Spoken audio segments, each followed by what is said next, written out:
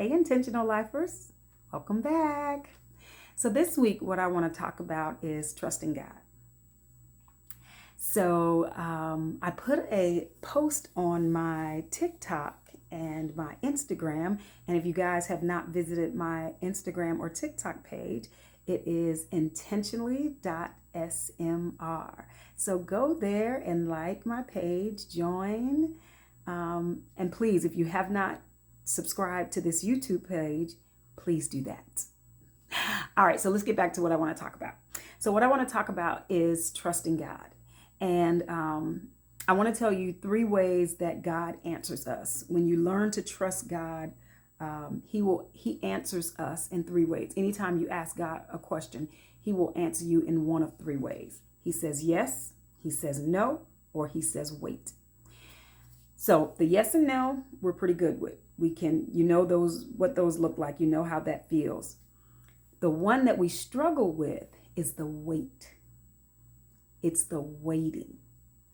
So when God, and He doesn't say wait, what happens is you don't get a yes or a no. You may just hear silence. And so that's what I put up on my page. Just because God is silent does not mean He's absent. He's still working. He that began a good work in you shall finish it. So Hebrews 11:1 says, now faith is the substance of things hoped for, the evidence of things not seen. So that's where the waiting comes in. So you have faith. And let me tell you, the Greek definition, the Greek translation, that word in the Greek, it's pistis, pistis. And what that word means is conviction of the truth of anything. I'll say it again. Conviction of the truth of anything.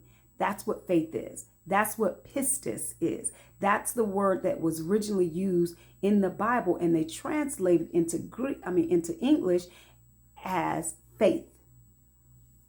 And so that's what the King James Bible, I read out of the King James Bible. So pistis, faith.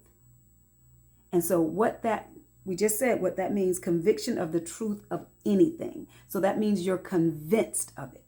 And so when you ask God something and He says, wait, or you don't hear anything, that does not mean that He's absent. That does not mean that He didn't hear you. Because God in Psalms 139, it says, you hear my thoughts afar off.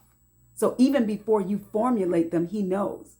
So it's not like we have to tell Him. He wants us to use our voice. I'm getting way into something. All right. So we want to learn how to trust God. So again, He answers us in 3 ways. Yes, no, or wait. So in that waiting, we have to trust Him that He's going to do it, what He said He's going to do. So just like when you're a new saint and you first come to Christ, you accept Christ, God will answer you very quickly.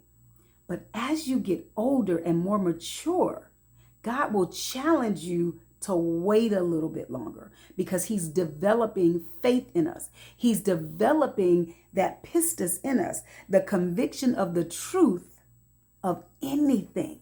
So although you don't see it, now faith is the substance of things hoped for. So you're hoping for this thing, but you don't see it. There's no evidence of it. So that's how God is stretching us to come up to a standard where He is, and not the standard that we've become used to here on earth, where we don't believe it until we see it. God says, I want to challenge that. So now He expects us to trust Him and believe that He's going to do what He said He's going to do, what it says in His word. So if you can learn to trust God and have faith and be convinced of the truth of who He is and what His word says. Try it this week. Put that in the comments, what you're going to believe God for this week. Go out there and live an intentional life.